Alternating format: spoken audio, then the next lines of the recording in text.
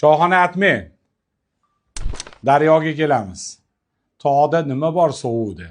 Daryoda maza bor. Mana Xudo xolasa yengillikni birrini qilyapmiz. Bir deydi-yu. Ulfatlar deb nomladi bu setimizni. Yaqinroq ko'rsatgan. Ikkita porsi dumg'aza, ikkita porsi qozon ko'p, ikkita porsi do'lma, ikkita porsi juvava, adashib ham ketyapman. 6 ta jarni manti, kalbaski bor, 1 kilo qanot bor buni ichida.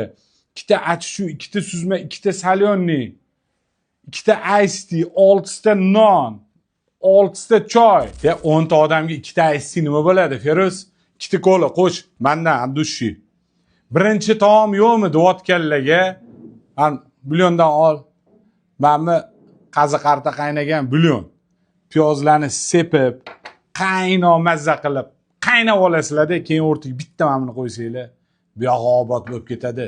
Ulfatlar, diydor g'animat.